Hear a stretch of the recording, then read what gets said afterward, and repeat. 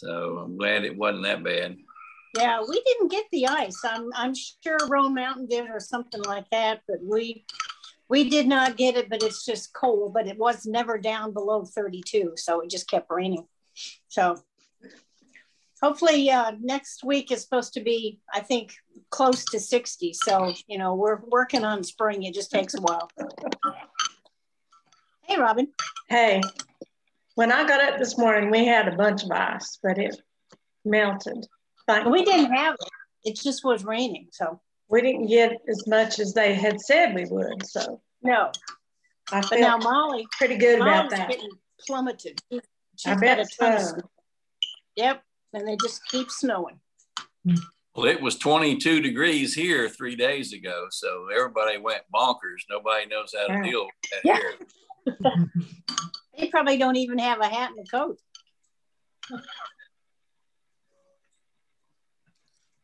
Look like you got a haircut, Richard. Boy, that's what I was going to say. You did the last haircut I had was in Spruce Pine before we left in October.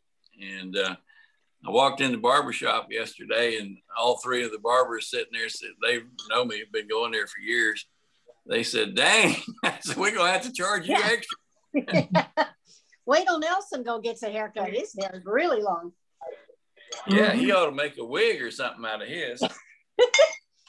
Could give it away.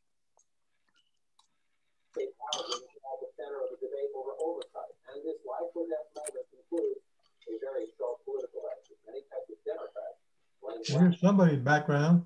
Yeah, I do. Radio. Hey, Richard. Hey, Alex. Hey, Alex. How are you? Good. How y'all doing? Good. Did you get any bad weather, Richard? Yeah, it got cold as heck here about 3 days ago. It went down to 22. And everybody running around like crazy trying to cover up their pipes and stuff. Gosh. Good thing they don't live in Texas. Texas is really getting whopped. Yeah, they're going to be some. That's going to hurt us. Lawsuits out there. I'm sorry. I didn't hear what you said, Richard. I talked over you. Oh, I said the frozen weather in Texas is going to hurt us with our petroleum supplies. All the refineries are closed down. Yep. Not to mention fruits and vegetables.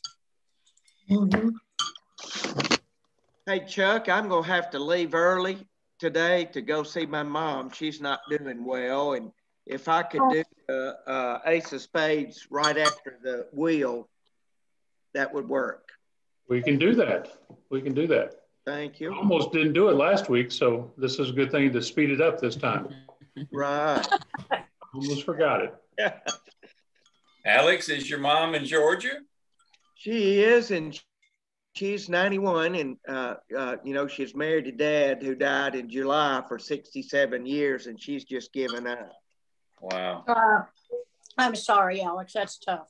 Yeah, that's tough. It really is. Well, be safe in your travels because you're going down through some of the mess.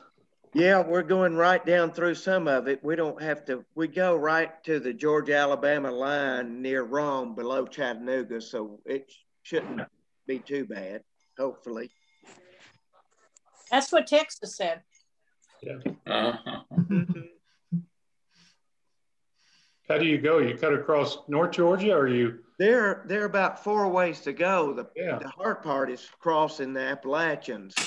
And we found the best way is to go to Asheville and go to Silva through Waynesville. And then we drop down to Franklin. And then we go across to Hiawassee and go through Summerville, Georgia, and go down that way. And traffic's not bad at all. The roads are real good. I always going from northwest Atlanta to up here visit my parents before we moved. We would come up through Murphy and found that to be better for us than Franklin. Just if you haven't tried that, It is, but you've got the problem with Murphy is you've got those little in Nantahala and all through there, those little 2-lane roads, and you get behind a school bus, you've had it. I always found that to be the scenic benefit of going that way, because it is awful pretty, but you're right. It is in other ways just about as scenic, and most of that route is almost 4-lane. Yeah, it is. Yep. And another thing, we always like stopping at the outdoor center in Nantahala and having one of their lunches. Mm-hmm. And you can go through Knoxville. You can go, across through Knoxville, but that's so hectic. That 81-75 corridor with all those trucks. If I can stay out of Tennessee, I will. Mm-hmm. Mm-hmm. That's for sure. And then if you hit a wreck in Knoxville, that's like a wreck in Atlanta. Yeah.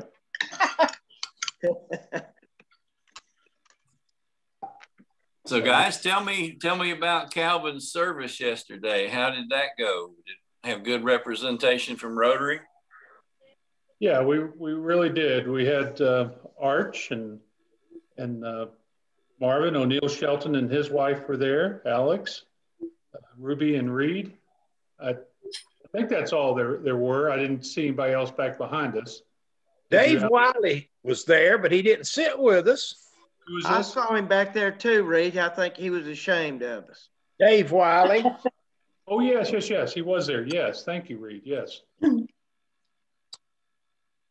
Speaking of that, if this is a good time to bring that up, O'Neill asked me several times, somebody needs to write a write-up for the district governor to send to him about Calvin, and he suggested somebody that really knew Calvin for a long, long time.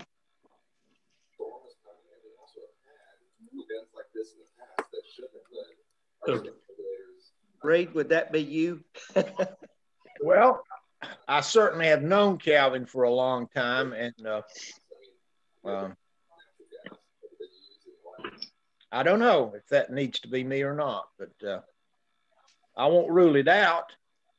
He suggested just taking the obituary of Calvin's and maybe get it in a Word document, and then you could just change a couple of things and put in there how long was Calvin a member? Was it 63 years?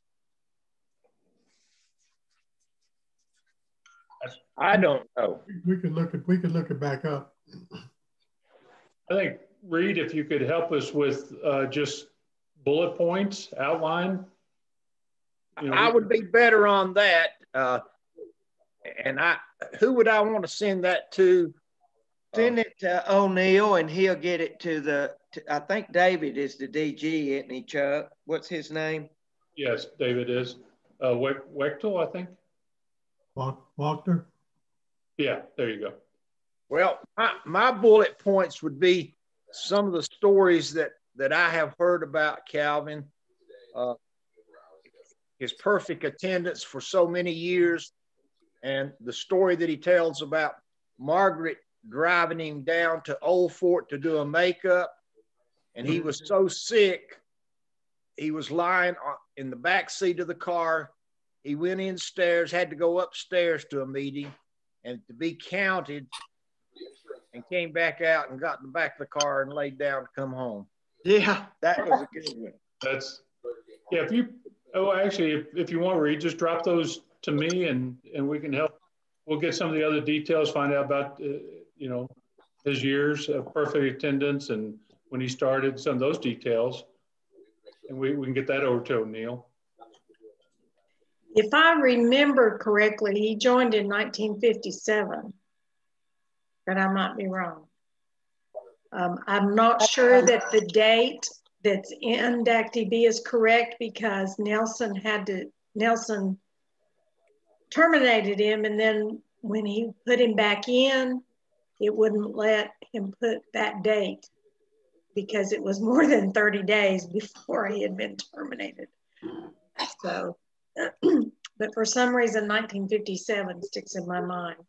Yeah, there's nothing in, I have the piece from his funeral yesterday, but this one didn't have anything other than said that he was a member of Rotary for over 60 years. So It was a good picture of him, and it was a very nice service, Richard. Oh, good. Was Bill Sweetser able to contribute? Bill was. He, they have a new pastor there, but Bill also gave a very nice, I wouldn't call it a sermon, but it was a very nice piece that he spoke about. So yeah. Unfortunately, because of COVID, and you couldn't visit and talk to the folks like you'd want to. Yeah. But they had a couple pews set aside for Rotary up front, and so we got in there. We made sure that some of us sat in front of Reed so he couldn't be seen, but otherwise it was good. Yeah. Well, good. I've been impressed with this new pastor, Michael Polis. That's Gail and I's church. So. Oh, okay. Hey, Chuck. Yes. I'm in the witness protection program here in New Bern. It does show my name. This is Doug. I'm wondering, I don't know if Robin or you would know who now has the external hard drive that I left of all of the photographs that I had over those 24 years from Rotary. There were quite a number of really good ones of Calvin, but I left it with the treasurer at the time, I think. He's since moved. I've forgotten his name. Tim. Do you all know where that hard drive is? We have a bunch of CDs. I don't know anything about a hard drive. Well, this is an external hard drive. Okay. In other words, just plug it into a computer with a USB cable, and it is loaded. I took virtually everything I had and saved it on that hard drive, but surely it's been passed on to somebody. Yeah. It may be in our closet at the church. Yes, that's what I was thinking too. I think it might be in one of our containers at the church. Probably what Tim did with it. At least one video or slideshow in there, at least one of Calvin's birthday being celebrated. Mm-hmm. I don't know that there's any text that Reed could make any use of, but there's a wealth of photos about Calvin over a number of years. In fact, I did an 85th club anniversary slideshow that had Calvin's picture back when he had very, very early when he had joined the Rotary Club. I have wonderful. We'll definitely look for that because that'd be a wonderful material to send with this to Rotary. I'm going into town tomorrow. I don't know if the Presbyterian Church are staffing. I know they have a secretary, but I will go by there tomorrow and see if I can find if it's open, or at least find out when it may be open. I know they post the names of people on the doors to let you in, but yeah, I think they're usually there. We're planning on doing our first Spruce Pine vaccine event at that church. So we've been talking to them. They've got good with their dual entrance. It makes for good traffic flow, and they're willing to accommodate us. So. Regarding the funeral, was Terry, I don't know how Terry McKinney is doing. Was he there? He was there, and his wife, and he seemed to be good. I talked to him a little bit. He seemed to be fine. Because he came probably more than once to celebrate Calvin's birthday in past years. Yeah. Well, Alex, this is Richard. Has Terry McKinney been ill? I wasn't aware of him. I think he got real sick. Yeah, and I think what was his wife's name, Dan? Ruth. I think Ruth was sick too. I thought well, Ruth almost died last year, but I didn't know that Terry was sick. Well, there's Bill. He would know. He had heart problems and is fighting them very well. And Ruth was at the end of last year was in very good shape herself. Good. Good. Well, let's continue with this, but it is 12:15 and Alex wanted to get on the road. So why don't we go ahead and officially start the meeting? And so, Mr. Reed, would you mind leading us in the prayer and the Pledge of Allegiance? I'd be glad to, Chuck. Thank you, Reed. Let's bow for prayer. Dear Lord, we thank you for all of the good gifts you've provided for us. We thank you for our Rotary Club. We thank you for the life of Calvin Hall, who has shown us what the four-way test is all about. He has lived it ever since I have known him. Be with the family, watch over them, comfort them, and comfort our club because we have lost a true Rotarian. Be with us as we conduct our meeting. We ask these things in thy name. Amen. Amen. Let's do the pledge.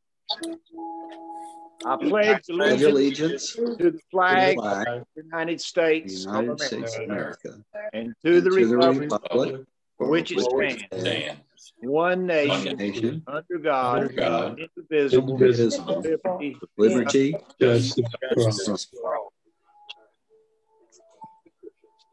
Thank you, Mr. Reed. I appreciate that.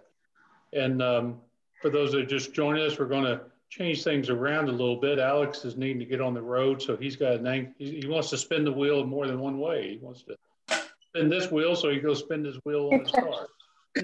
So do we have anybody that isn't already in the pot that wants to get in the pot?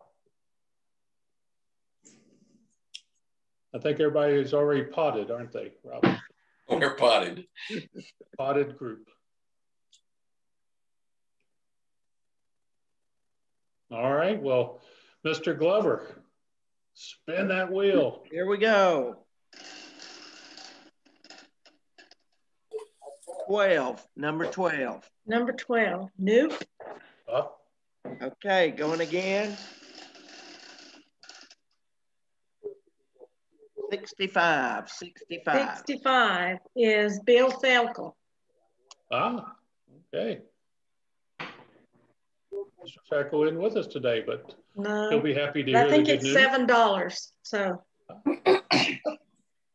we'll let him know. And it looks like Doug has come out of the witness protection plan, and we see your smiling face. Hello, Doug. I think he's looking mighty good. Yeah. Yes, he is. Looking what? I'm sorry I said it. Mighty good. Oh, thank you. I didn't mean to insult you. Well, I especially wanted to crash your meeting today. I appreciate Nelson keeping me on the Zoom list, but I've thought so much about Calvin and you all. Couldn't possibly make the trip to be able to be at the church yesterday, but I don't need to tell you how much he meant to all of us. Sure. Thank you, Doug. And I guess since we got a little bit out of line with starting with the wheel, Robin, if you could allow me to share the screen, I think most people were sent the photo, but you might not have seen it. We have a photo of the flower arrangement that was there, and I would. Okay, you should be able to now. Okay, there we go. Let's share this one. Yep, are you seeing the picture of the flowers? Yes. Okay. Yes. Pretty. Very pretty. And also, I don't know, it looks like, can you see the missing spoke in the rotary wheel up at the top there, about at the 1 o'clock, 12:30 position? Wow. Oh, yeah. Awesome. That's cool. That's nice. Yeah, very nice touch. I don't know, Floyd, did you make that arrangement or do that with the wheel? We did. Thank you. Thank you. I know you printed that up for us and got it to the florist, and yeah, nice touch. Nice touch. Very well done. And then we also got an email. I'll stop sharing there. From John today to all of Rotary. Let me just, Rotarians, thank you for the flowers, the calls, texts, visits, words of comfort, encouragement, stories of Dad, and I could go on and on. The family greatly appreciates everything you have done in memory of our dad. God bless you, John C. Hall. So I think we were well represented in the age of COVID there. I thank everybody for joining us there.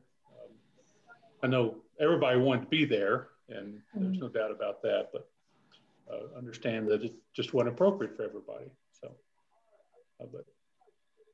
and I don't know if anybody else had anything they want to mention about the ceremony or the funeral service.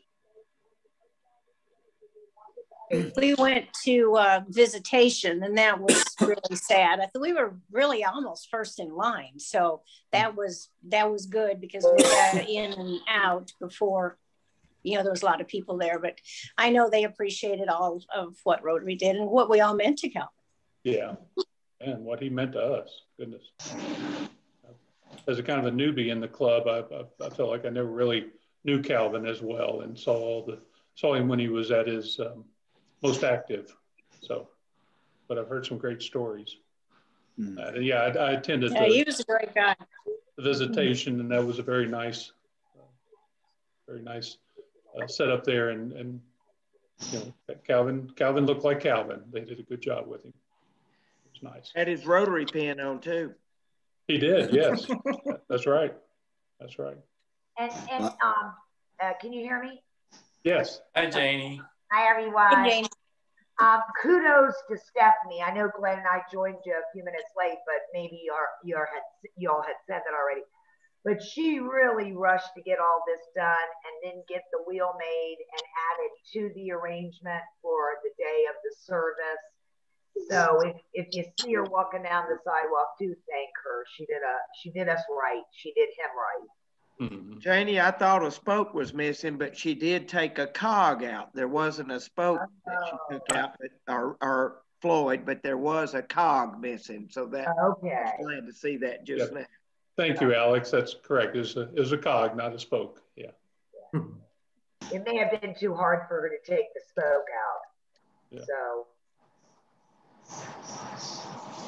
Well, I really thought that Bill Sweetser did an excellent job. I was glad that he came back for the funeral there. He's not the official pastor there, but even the new pastor did a really good job.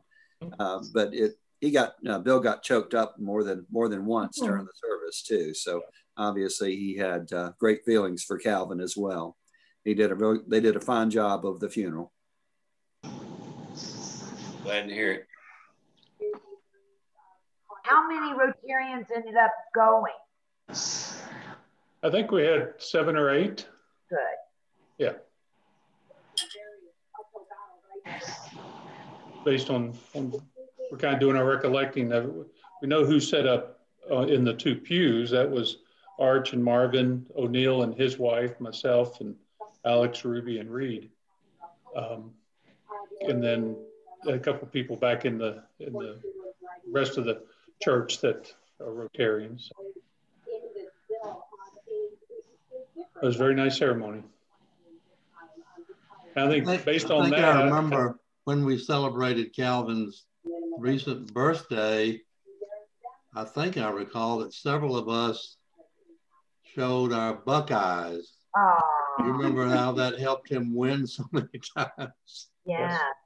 And all of us ladies still have our diamond rings. Yeah, I have several. I do too. And every time I feel them or hear them jingling in my pocket, I shall think of our little angel Calvin watching down on us. Yeah, those were mentioned in the service. Absolutely. How many hundreds of people that he gave those out to? Well, I'll start that out because that was such a wonderful ceremony and so nicely done. I'll start that out with a happy dollar for that, since we're in the happy dollar segment. We'll miss him, but it's a great celebration of a fine man's life. I'll do $5 a cart in recognition for Calvin. Ooh. And Glenn and I will each do $5. In cart or happy dollars? In cart, in honor of so Glenn 5, me 5. Oh, we are. Well, you're on the permanent list. So go ahead and do extra this week in honor of Calvin. Okay. Robin. Me too, Robin. Do 5 for me, please. Me 3. Me 4. Robin, this is Reed. $5 per cart. I'll give 5, and just in memory of Calvin. I was, I believe, his only Rotary mistake. He sponsored you? Bill, he sponsored me, right. Bill, if you put it that way, then I guess I would be George's only mistake. So I'll do 5 for Calvin, and I'll do 5 for my first COVID shot, which I have to say, at 59, I didn't know I would get it. Chuck, I did volunteer for the health department. They were very kind at the end to include us. Yep. I have to say the relief is incredible that you feel. You don't honestly believe you're going to get it for a very long time. And out of nowhere, someone just says, roll up your sleeve. And you're like, okay. She starts talking about it. And I said, I really don't care what you have to say. Just do it. Told her to shove it, didn't you? I have to be honest, for those who've had it, it's a wonderful feeling, but for those who don't expect to get it for months, the idea of getting it is a little overwhelming. Yeah. Well, I was supposed to get mine today, but it's next week now. Yeah, actually, if you're in the afternoon, I may have to stop you for your 15 minutes because I'm volunteering next week also. I'll be there. I have to sit for 30. Oh, 30? Yeah. We'll try to keep you entertained. Okay. Robin's always been an overachiever, so that doesn't stay late after class. Yeah. Actually, she just can't count past 15. That's our problem. But yeah. Well, I'll echo Bob's feeling towards getting the unexpected COVID shot. Janie and I both were lucky to get the same thing on late Thursday afternoon last week. So yeah, I'll put down 5 extra for the happy dollars. Yeah. Yeah, they called and said, we have 3 extra doses. If you and your husband can get here, you got them. And we showed up and another gentleman was there. And I'm telling you, I have never been so glad to be stuck with a needle in my life. But the gentleman behind you had blue lights flashing. Did you not notice that? I didn't care. At that point, anybody could have done anything to me, and I was there. Because, like you said, Bob, that relief is, overwhelming. I actually got a little choked up when they gave me the shot. I was so grateful and so relieved. The weight off your shoulders is enormous. I know. Yeah. Today is the 2-week anniversary of our second shot. So, boy, the relief gets better and better. Oh, yeah. You're safe now. I even went out and got a haircut yesterday to celebrate. Yeah. You look a lot better, Richard. Why, thank you, Alex. You were looking woolly. Yeah. My hat's fit now. But for a minute, his head was on upside down.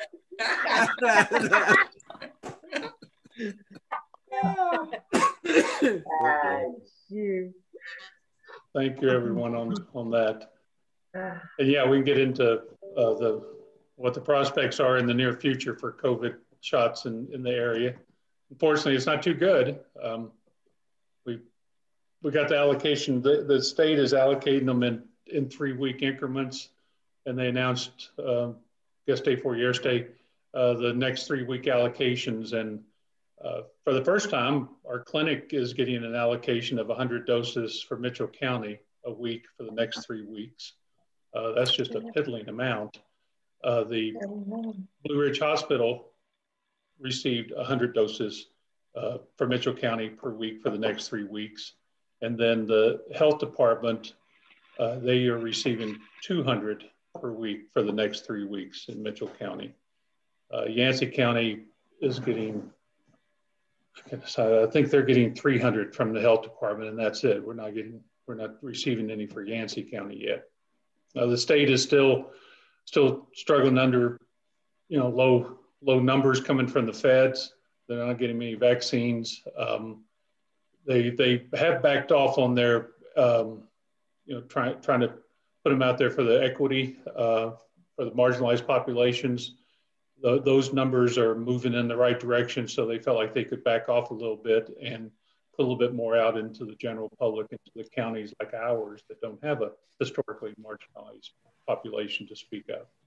Chuck, Yeah. the shots that are coming in, or the doses that are coming in, is that first doses? Yeah, these are all first doses. Second doses is a given. Right. Okay. Yeah, once you get an allocation of a first dose, you're going to get you're going to get the second dose. It's coming. Right. Right. So as far as an institution, so we know so these are all first doses that I'm talking about. That's good. And then you may have heard that FQHCs, which is what Mountain Community Health Partnership is, it was announced last week that they're getting direct doses from the feds, but we're not going to get any for that for to March, April at the earliest. Again, they're focusing on the states that are behind, the areas that are behind, the marginalized population areas. So we don't know what we're going to get and when we'll get it, but we don't expect it anytime soon. So it's very frustrating. We got a lot of folks that we want to vaccinate. I'd love to get everybody in Rotary vaccinated tomorrow, but we just have minimal supplies. So, Chuck, I heard from Joe Montgomery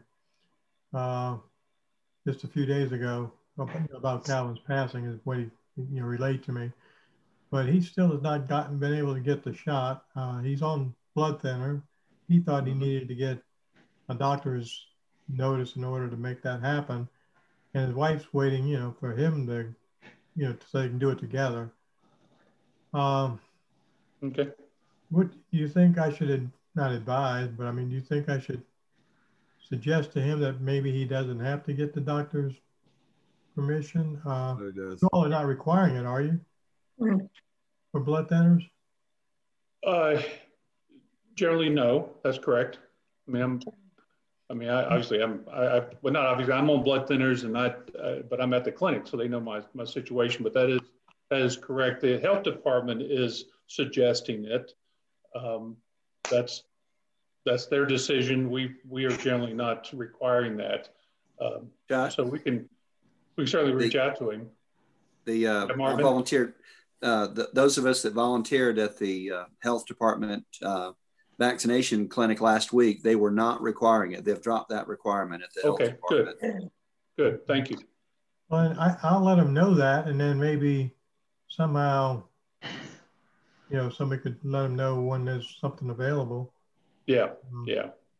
I took Jack Dellinger. He's 90 now. He went with us to get his shots, and he's on heavy blood thinners, and they just made him wait an additional 15 minutes as a precaution to observe him afterwards is all.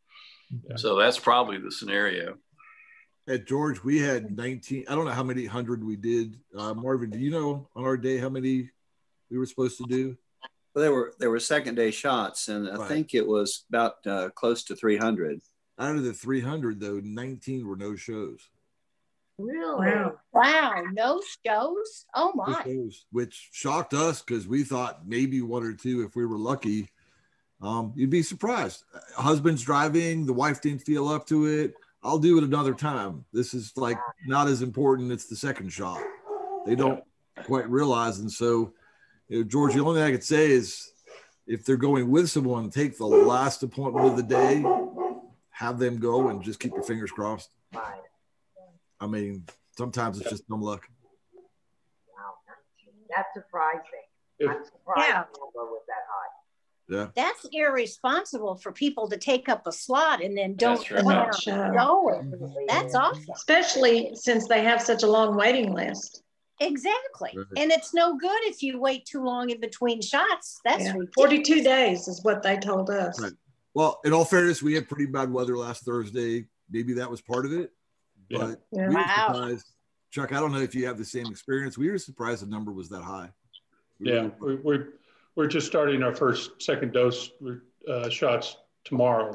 Yeah. And so we have reached out to everybody to schedule them a time. Mm-hmm. And we have had about the first 250, we had about 10 that have said they don't want to take the second shot. Right. Really? Did they say why? I'm sorry? Did they say why? It varied. They've different reasons. Yeah. The comments you typically hear on second shot is it's more painful, more side effects. I don't know. The shot's not more painful. The shot should not be more painful. It's the same dose and the same small needle. It's the side effects. You'll get side effects on the second shot that you won't get on the first. Right. But it's not as bad as getting COVID. Yeah, well, no, I agree. If we could, Alex is needing to get on the road. We'll continue this conversation, but he sure does want to get those cards out. So anybody want to add to that before he dials or shuffles or deals? I'll add. Count me in. Oh, I'm already permanently on, aren't I? Not on Ace of Spades. Oh, put me on permanently, Robin. You're permanently on a lot of lists, Jen. I know. That's what they tell me. Yeah. I've been warned. You're permanently something. We just haven't figured out what. Yeah. I just dropped my stack of little numbers here. Uh-oh. Just pick one up. And did we lose him? No, I'm here. He's there. There you are. Okay. Okay, it's number 2, which is Glenn. Glenn. Which is all right, Glenn. You know the deal. I'm going to start, and then you tell me when and wherever my thumb is. You're not going to let your wife pick it? My gosh. You're a doghouse, pal. He's luckier than I. Okay, Alex. That one right there. You know, this is the second week in a row, I think. I know. Yeah. Oh, wow. Second week in a row you lost. I'm just saying. Let Danny do it. Let it build up. He has a heart. But you had a shot at it. You had a shot at it. That's the important. That was a big winning one. I think whoever wins needs to carry on Calvin's tradition by saying, write the big check. Right, the big check. Yeah. That's it. Yeah, that's right. It wouldn't be very big right now. We just wrote a big one a few weeks ago. Yeah. Well, Alex, thank you. And thank you. Safe travels. Safe travels. Yeah. Safe travels. Safe, Alex. And we hope you have a good visit with your mother. Right. Thank you. Thank you very much. Watch the ice out there. Yep. Okay. Be safe. Thanks. So on the second shot, certainly this isn't medical advice, but anecdotally, it seems to be, at least that was my experience. I got my second shot last week. Is the shot itself is the same. There's no difference on that. But about 24 hours after your shot is when the antibodies seem to start doing their work. And that's when your body will react, and people react differently. It seems like people of our age and our generation, I experienced mild flu-like symptoms. I had a chill and not really aches. I was, I guess, more chilling and had a little bit of fever. That lasted about 7-8 hours. I just went to bed early and fever broke during the middle of the night. And Next day, it was nothing. Other people have had, a day or two of those type of symptoms. So that's what seems to be happening on the second. So our providers are recommending, to take a Tylenol or two. That's, seems to be a good way to knock off or alleviate some of those symptoms. I took it the first night and hadn't taken it the next day, and then that's when the symptoms hit me. So I'm recommending you don't worry about that first night. It's the second one seems to be the one that gets you. That's what I've heard from other people. I don't know, Richard, did you have any of those symptoms like that? I had very mild. My arm was much sore, but Gail, she got hit hard. She had a fever and had a chill so bad her teeth were chattering, and she went to bed and stayed in bed the next day. But you talk to 10 people, you're going to get 8 different responses. So yes. But I think you can expect a response on the second one that you didn't have on the first. I had no response, but I'm still, because of what happened on the first one, afraid to pull the bandage off. Okay, I give. What happened on the first one? Yeah, I wasn't going to ask. The big pain was pulling the banjo or the bandage. That's good. That's all you had. That's wonderful. I had my second one maybe 2 weeks ago, and my symptoms were similar to Chuck's, 1 or 2 Tylenol, but it was about a 24-hour period, and about the same for Billy Ruth as well. But the consensus is not to take that Tylenol for the first at least 12 hours to not mute the response. Yeah. And don't take ibuprofen. Yeah. Right? So basically, just don't take anything if you can help it. Unless you need it. Yeah. And you're right, Richard. That was the other thing is don't preload because there's some. It's not hard evidence, but there's some speculation that taking that before you get your second shot could lessen the buildup of the antibodies. Right. Effectiveness of it. I'm just curious, the ibuprofen, George, I heard that you're not supposed to take ibuprofen. Let's take nothing. Rather, you should take Tylenol instead. Anybody else hear that? Yeah. I heard that, but I don't remember where. My daughter's a pulmonologist, and that's what she says. Yeah, the ibuprofen would stop the antibodies developing, but Tylenol won't. So it's okay to take Tylenol, but not ibuprofen. Yeah, we're the sheet that we're heading out tomorrow is that if you have the rash, redness, or itching around the shot, then you can apply a cold compress and take Benadryl every 4 or 6 hours as needed. For fever and joint or muscle pain, you take the Tylenol every 6 hours as needed. And if some people have headaches, and so they are suggesting there the Excedrin migraine, you have that, and of course just rest and drink plenty of clear fluids. So that's what we're providing tomorrow as far as recommendations. So Excedrin migraine doesn't have any ibuprofen product in it? No, it's acetaminophen. Okay. With aspirin and caffeine, I think is what's in it. But that's exciting that so many are getting it. And yeah, it is at the, at the events when you're able to volunteer. I mean, that's what we've tried to do when we have the extra doses is to utilize them that way. Well, we were supposed to volunteer today, but we got called off because of the ice. Mm-hmm. And I'm wondering if they're sorry they did that now, because we had just a little glaze of it here, but that melted very quickly. Yeah, it was melted by 8 o'clock. Yeah, but we were 34 degrees this morning, 2 degrees colder. We look like Texas right now. Yeah. Part of the issue is that this remember I said there's 3 weeks of doses that are being sent out, or not, it's not 3 weeks at a time, but you get your allocation in 3 weeks increments in North Carolina. And this last week is being interrupted. The last week of the 3-week period is being interrupted in shipments because of the weather. Right. So like the health department, I don't think got their first dose shipment this week. And our first dose shipment isn't scheduled until next week, and we expect to get it.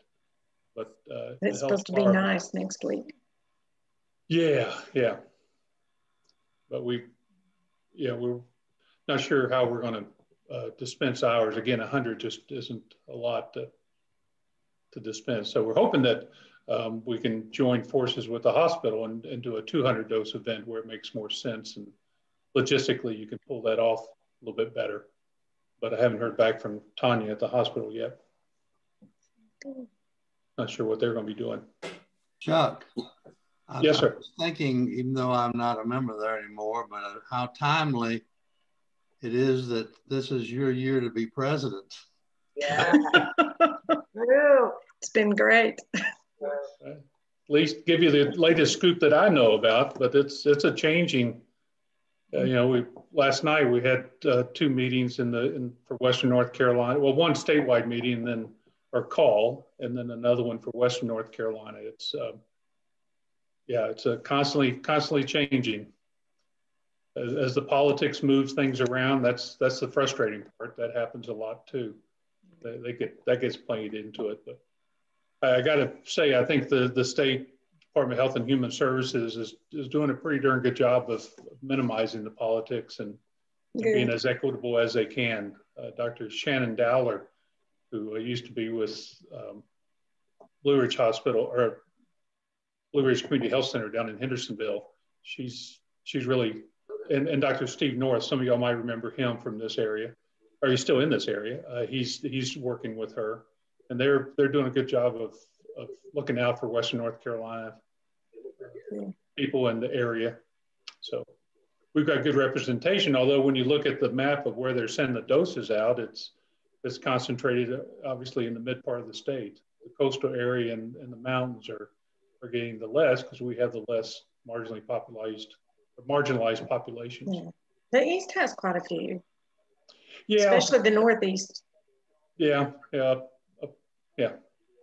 Roanoke, Chowan, I think, is up in that area and so forth. Elizabeth City. Yeah. Hey, Chuck, if we, which we do, we want to sign up to volunteer. Do we use the same link that Nelson originally sent to us? Will that have the updated calendars, days where they're needing volunteers or what? I think that was the one from the health department, wasn't it? Yeah. Yeah.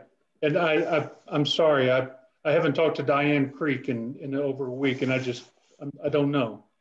I don't want to misspeak on that. All right. But they did their event up on top of up there at the Chevy place, and that worked out very well there. The only concern we have there is they don't have any. We like having an indoor place where we can, get the doses ready and store things rather than outside. So yeah, we had a couple of tents there that they used. Yeah, a little trailer and a tent, and then at the end when you're done with your 15 minutes, there's tents on the end, little pop-up tents. So it actually worked okay. Yeah, no, that was a great thing. That's just why we haven't pursued that site. Yeah, a few people on the upfront part I think got kind of wet because it was raining pretty good. Yeah. But the rest of it kind of went pretty smooth. But the rallying around of the community here has been just amazing. We've not had any issue with finding volunteers, sourcing volunteers, and the county agencies, the health department, the emergency services, the sheriff's department, just doing great work. It's actually how nice and thankful every person is as they go through the line. I mean, you don't even say anything. They just look at you like, really appreciative. It's like one after another. It's not like one person said anything positive. Every single person was so glad that this thing was there. And they understand everybody out there is pretty much volunteer. I don't want to change the subject, but I do have Tina's little video to share. Yes, we should do that. Thank you. Do that before it's time to go. And we think it was on here, wasn't she? Yeah, she's still with. Here. Yeah. I'll give an update real quick about the shed project where we got the guy paid and we got a contract. It looks like somebody's going to deliver that next Thursday, and they can't tell us when on Thursday that can happen.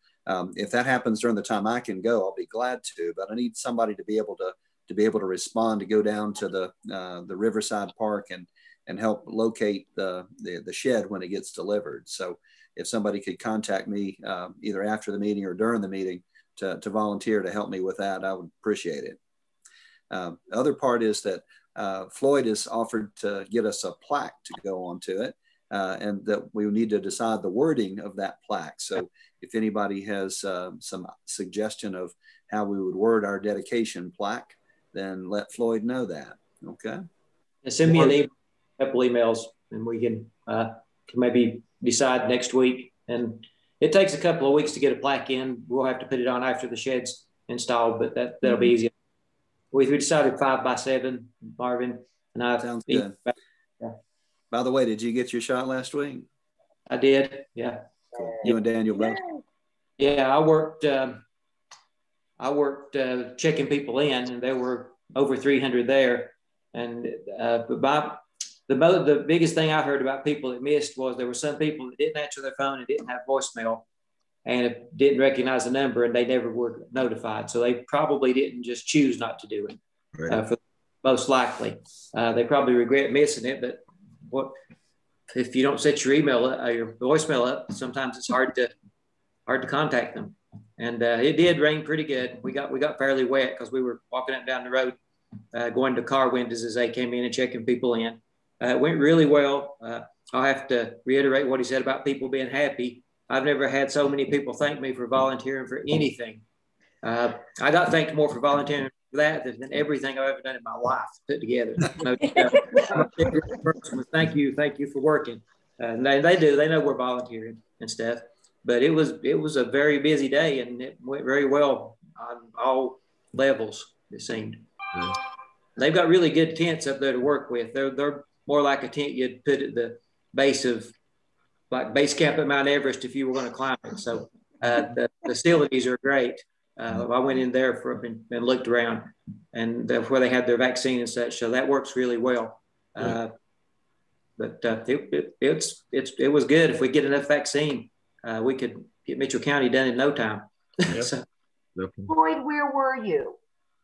I was at the entrance coming up when you go around the shopping center. Okay, behind the Chevy place. Yeah, I was real close to the parking lot of the shopping center on the opposite side of the Chevy place, and I was stopping people there and other people, not just me, and checking them in, checking for their cards, checking their name on the list, whatever we could do. We sent some people through that didn't have a card or the name on the list. Especially a few older ladies and gentlemen. And but we were trying to make sure that everybody was on the list got their shot, and we accounted for it. And of course, the rain was making the list a mess. There were like 8 pages, and it was just raining on it. It still went really well. So. Marvin, when we put the shed in, I just happened to go by the park the other day. Is it going to be to the left, closest to the walkway, so that in the future, every barbecue festival, maybe that shed becomes part of the check-in process or something? I hate to see it tucked way in the back corner where nobody can see it. It's up to the garden as to where it gets put. And once it's theirs, I'm not sure that we'd have the use of it unless we asked. But George is shaking his head. What do you got, George? Well, I mean, they plan on putting tools and potting soil and, all their stuff. So there won't be any space for other use. Okay. The location is yet to be decided. Aaron, the guy that is supposed to meet me, we've just keep crossing paths, it seems. So we'll work that out before next Thursday for sure, though. Yeah, it'd just be nice to have the visibility every year as people come in the park, and you have the big sign up and all the rest of it. I hate to see it get tucked, far in the back. I was going to also say, Floyd, that we put an ad in the paper. I don't know if anybody saw it. Yeah, I did. I did. Mm-hmm. Yeah. So I think ideally we ought to wait and see if we get any positive response. If we got a large donor, it may be something we want to include. Maybe on plaque. Yeah. Yeah, we can wait. We don't have to put the plaque on immediately. We can wait several weeks and then visit that again. Yeah. What about the idea of putting the rotary wheel up there also? I mean, Bob, your ideas of having visibility, if we had the rotary wheel up on one end of the gable that might be visible from the sidewalk of the road, that's easily recognizable, and people say, "Oh, Rotary did this." Yeah, we can do that. If you have the entrance facing the garden, then you have the whole back of the shed and the whole side of the shed. So you really have to play with. Yeah. Let's see how it's positioned, and then we can decide on where to put a wheel. But I think a wheel is a good idea too. Yeah. It's gonna be called the Rotary Park if we keep it up. Yeah. What's wrong with that? Well, that's good. One weekend a year, it is Rotary Park. Come on. Yeah. Yeah. Cheers. Yeah. Hopefully this year. Hopefully. Just about there now. That's for sure. Well, these are all great ideas, but again, Tina, you got a video for us today? Yeah, I do. It's definitely something we need to do very last because you'll need to get your tissues ready. I just sort of put together a little video from the pictures that Doug sent of Calvin. Yes. We should have played that earlier while Alex was here too. So yeah, that's wonderful.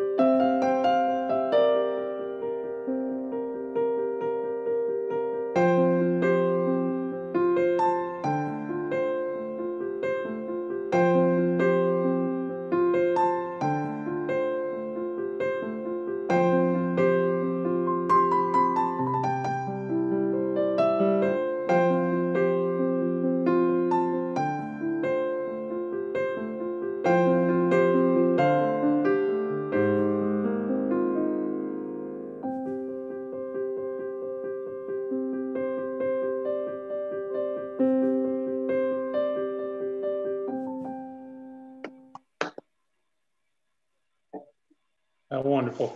Yeah, thank you. Well done. That was very nice, Tina. Good job. I forwarded that picture of Mitzi and Calvin dancing together. I had an email address for her, and I was just hoping it was still a good one, and sure enough it was. And she was so glad to have that picture. And anyway, that was a lovely picture of him dancing. So I know she was glad to have it. Oh, yeah, and thank you, Janie. And you and I were having a conversation the other day about Calvin's memorabilia. That I don't know if that's the right term, but all his collections. You want to talk to the group about that? Just kind of throw that out for consideration and talk.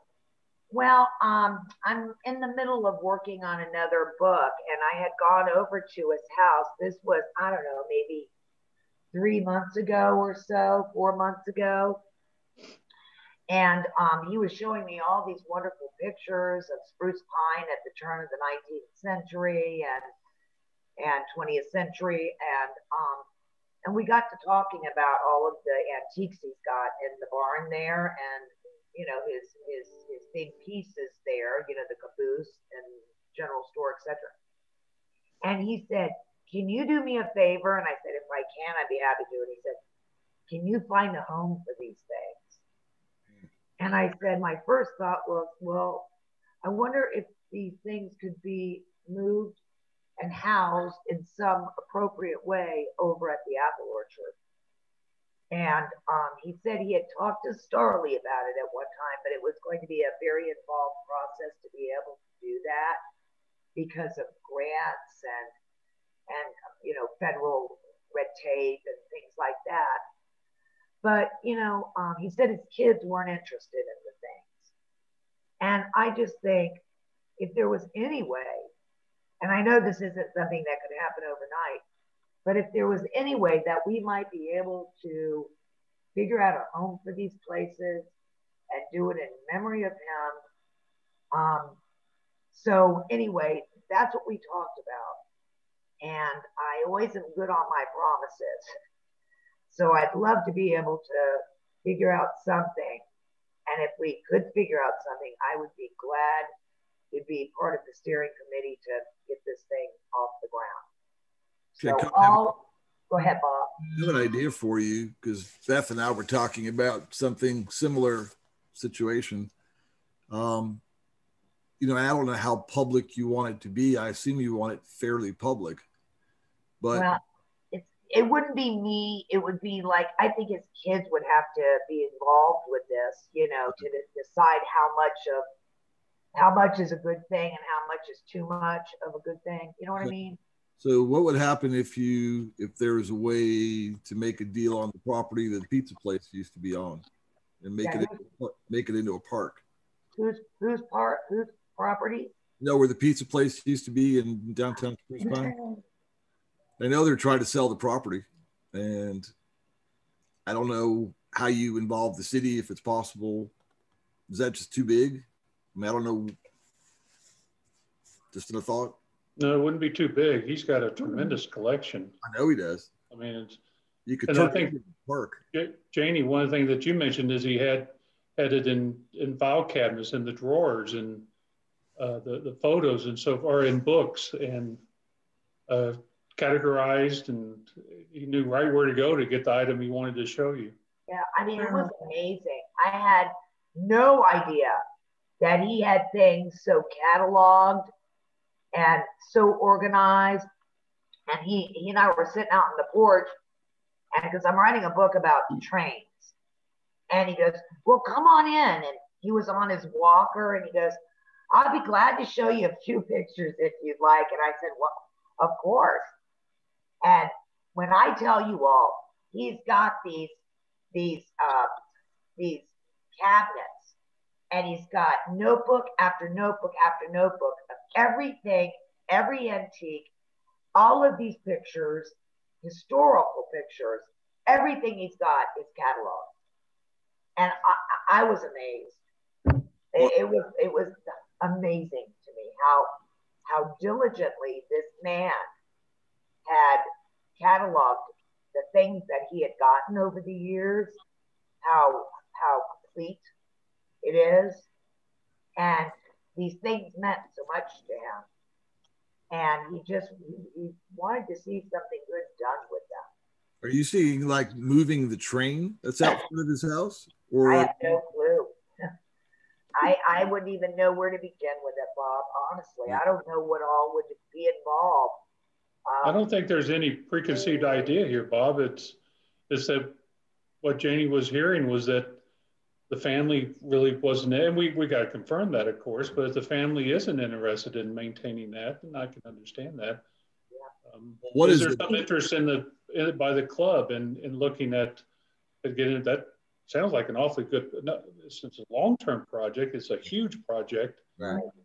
But what better legacy for Calvin and all the years in the Rotary? If there's something that we could do, but I don't think there's anything that we should throw out and say no to.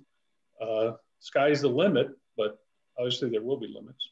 I think I think the first step that we would need to do is sit down with John and tell him about my conversation with Calvin. I mean, I'm sure he's had the conversation many times with Calvin, but you know, it's one thing when you tell your son, it's another thing when you tell somebody that's not a member of the family how important it is, you know?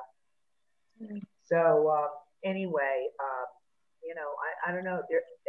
I think, Bob, you make a good point when you talk about that building where the pizza place used to be. And the fact of the matter is there's a lot of empty buildings and places in downtown Spruce Pine.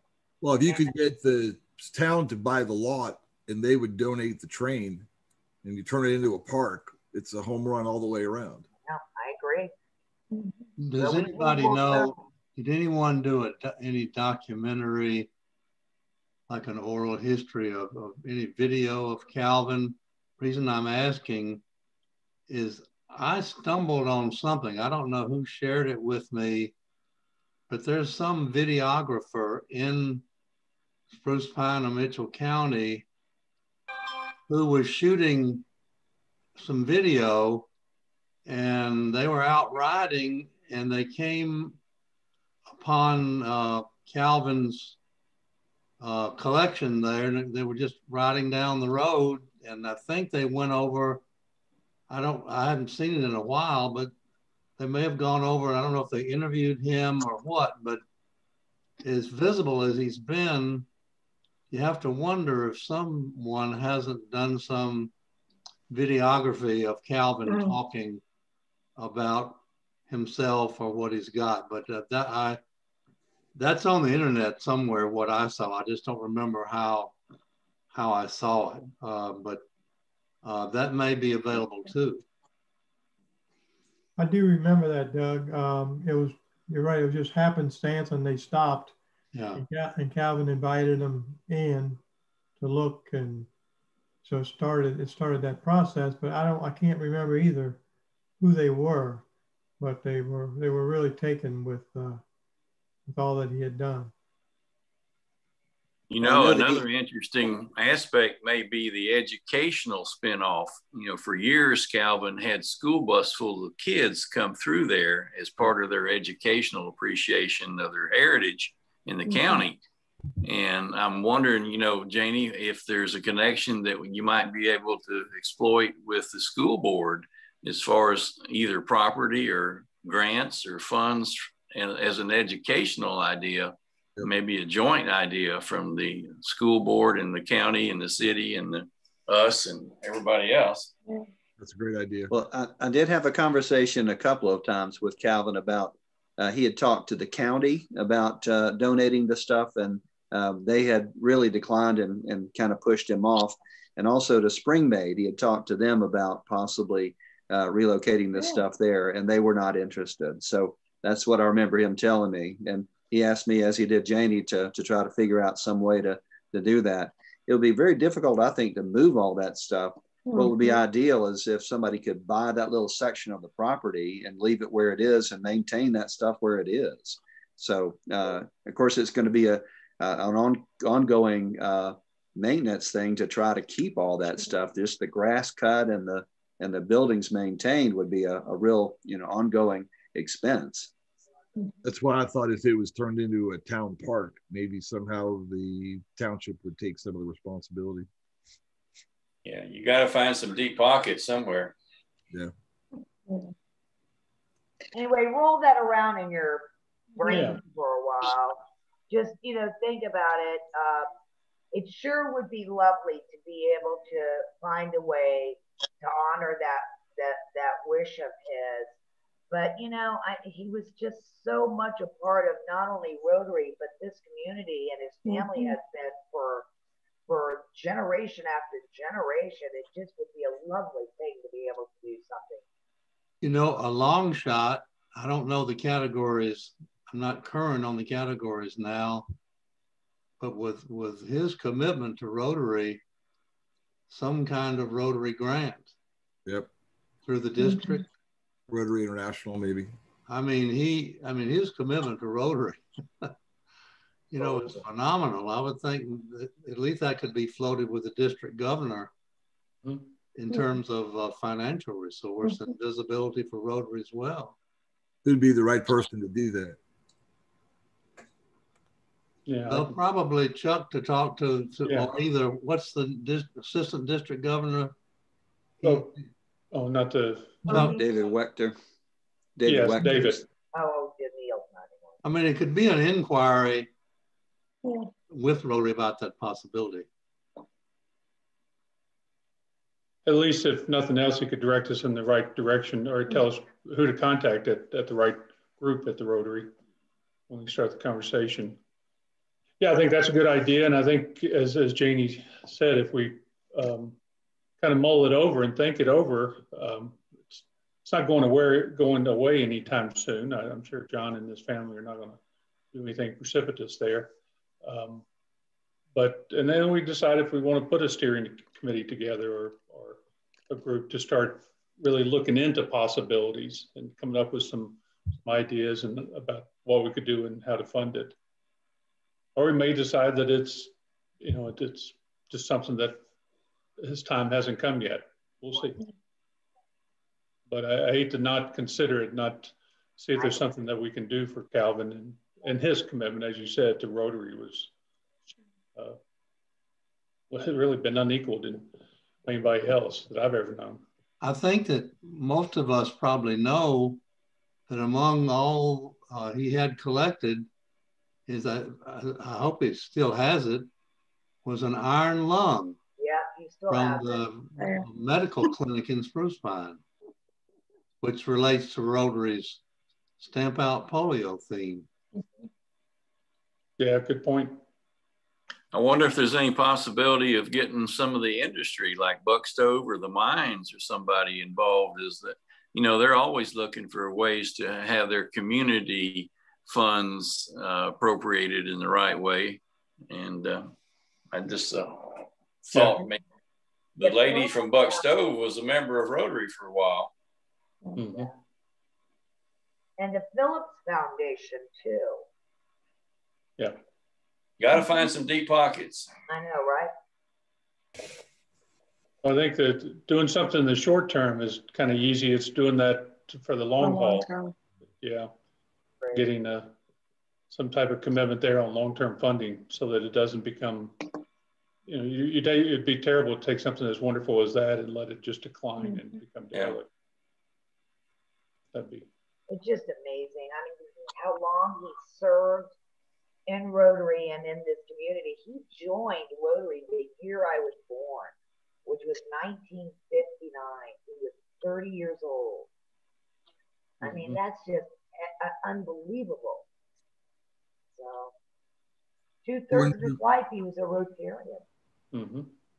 I wonder if there's a way to lease Wells Fargo building, which is about to be vacated. I mean, they wanted to sell it.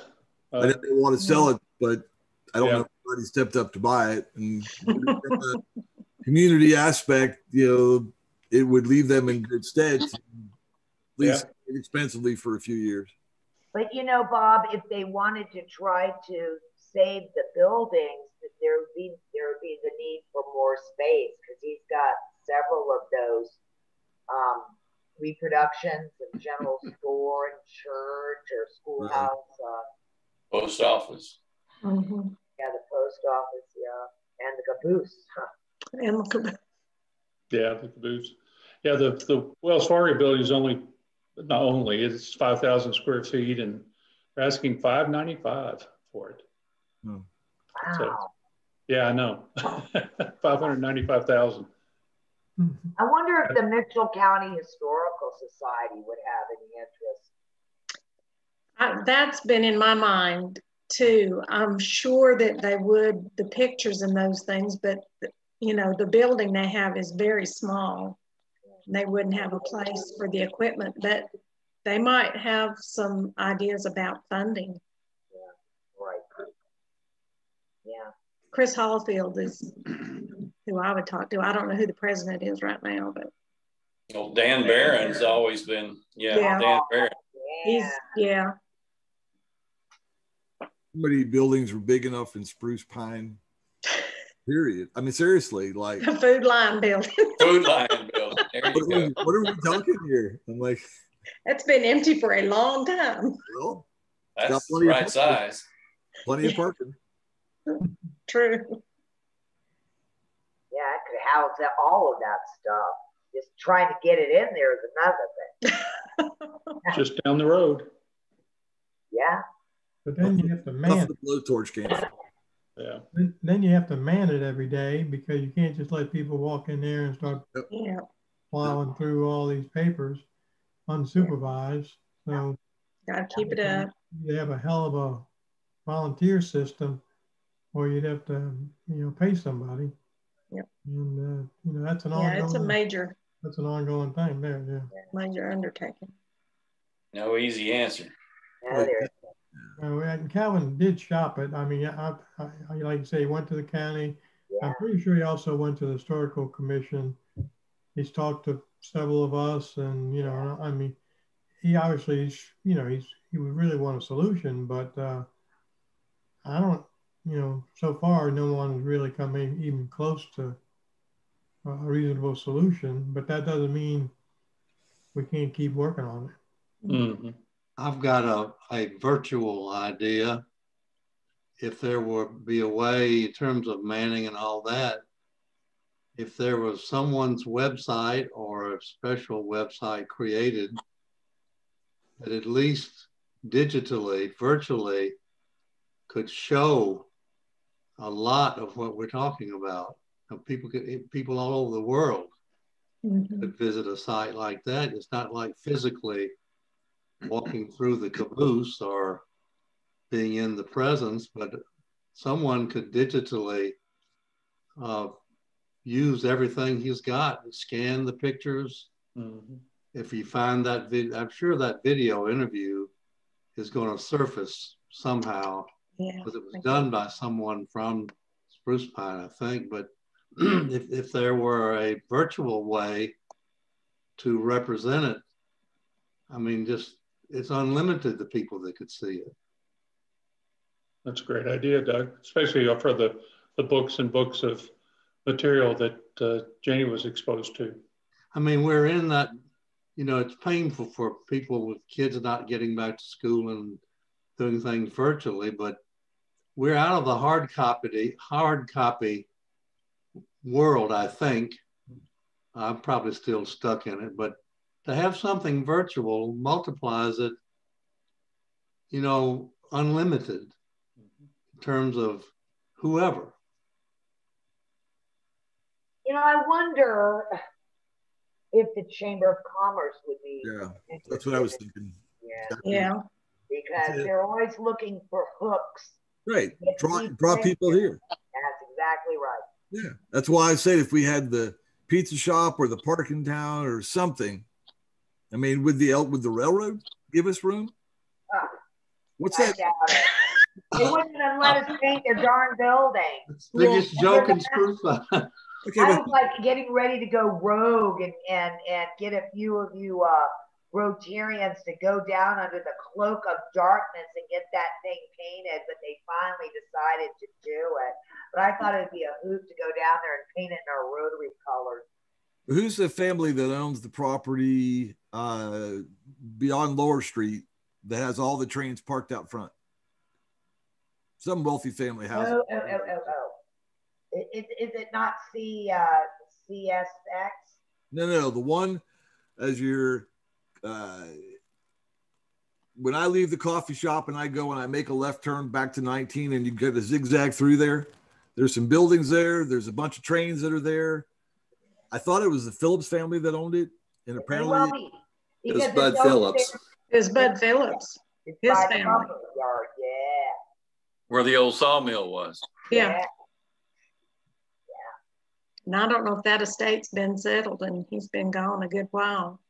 What I had heard was they can't do anything with it other than what it is, and they don't want to run it the way it is, so it's just going to sit. No kidding. That was what I heard. Wow. But I think that's the demise of something else in the town. Yeah, I don't think there's a short-term solution coming out of that property there. Unfortunately. No. I think that one's deep in contention litigation. Is it? I think so. Got a lot of train stuff. Yep. Yeah. It has a lot of stuff there. I mean, there'd be a lot of good, interesting stuff there, I imagine. Hey, they've got buildings that are sitting empty there. Yeah. I think these are some great ideas. And again, we're not going to come up with a solution today, but we wanted to throw it out there and let people start talking and thinking what you're doing. And it's wonderful. I think at future meetings, we can make a decision as to which direction we want to take this and so forth. Yes, sir. Mr. Bill? Would the university be interested? Oh, no. Yeah, good question. We've got a big space now. Yeah, I am on the chamber board, so whoever asks a question about the chamber, I'll ask them. So I'll bring it up at the next meeting. That's Look at it this way. I have yet to see a project that the Rotarians have decided to take on not come to fruition. That's right. There you go. Right. Yeah. We shall endeavor to persevere. Especially of Calvin. Yeah. Yep, absolutely. Well, folks, it's been a really good meeting, and Tina, thank you for sharing that piece there, and Doug, all that you did on that. I think Calvin has got that special grin on his face right now. You bet. You bet. Yeah. Yeah. That's there's a picture. That was a very nice material, and what a wonderful photo that they had there. And I understand he died in his sleep. Is that correct? I did not hear. Yeah, that's what I heard. That Helen was. That's with what him. his sister said. Yeah.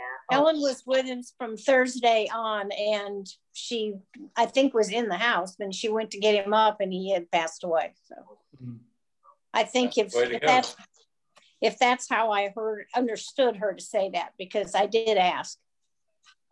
Mm-hmm. Chuck.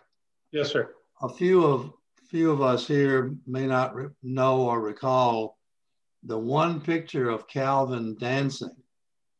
One of the pictures, the lady in the picture was from another country, I forget which, from a GSE or Rotary GSE team. Yes. I think they were dancing at First Pres. Yeah, that dark-haired girl. Oh. The attractive dark-haired girl. You're right, Doug. That's exactly what that was. Yeah. And I remember Glenn and I took them to get ice cream when we were taking them back to the hotel or something. We took them through Burnsville and stopped at that little ice cream store, and they were just amazed that we had these drive-in ice cream places. Yeah, forgotten about that. How fun. Well, just remember all those pictures are in that external hard drive somewhere. I'm sure we have it. It's just, yeah. I think I found the videos that you all were talking about Calvin on YouTube. So I'll send a link out to everybody after the meeting. Thank you. Thank you. I knew we made you a Rotarian for a reason. Got to earn my keep some way. Well, I've just got to know, whoever finds the external hard drive, Rotary paid for that for me to use to archive photographs. So I didn't feel like I could leave town and take it with me. So I left it, whoever was the treasurer at the time. So I'm sure somebody's got it, but it is loaded with all kinds of archival photos, including Calvin. Reed will find it. Yeah. Yeah, and I'm gonna send to Chuck, if you have the group email address, I'm gonna send you a couple of those pictures that I took that day with Calvin, because I had his notebooks open and I was taking all these pictures of those pictures on my cell phone, and I got some amazing pictures of Spruce Pine when it looks like it was part of a Gunsmoke set. Wow. I mean, it's just amazing. And also these guys working on these amazingly high train trestles. Mm-hmm. And it's just amazing photos. So I'll send a couple of them. I think you all will enjoy them. So Chuck, if you could send it out in a group email, I'd appreciate it. Sure. We'll take care of that. Thank you. All right, folks. Well, fun meeting. We kind of ran over a little bit on time, but thank you. We appreciate that. And Doug, thank you for joining us and all the. My pleasure. Yeah, good to see you're you, one Doug. of us. I don't know. It's not like you're a guest, but I guess technically you are. Or have you changed your membership from here, Doug, to there? I moved my membership. Yeah. In 2009, early 2019. And I'm now on the board of directors, which I was amazed to be so new to. This club once had 125 members some years ago. We're down to about 80, around 84, 85. This is the 100th anniversary of well, last year was of the New Bern Rotary Club. Oh. And just remember, I lived here 32 years ago. So it's all Rip Van Winkle for me. I bet it is. What a change. What a change. Well, excellent. Well, again, good to see everybody. And I hope you have a nice, safe weekend. And we'll talk to you again, and hope some more people get vaccinated. And this too shall pass. So why don't we close this with the four-way test? Things we think, say, and do. Is it the truth? Is it fair to all concerned? Will it build goodwill? Goodwill and better friendships. Will it be beneficial to all concerned? All right. Okay, bye. See ya. Bye all. Bye all. Bye guys.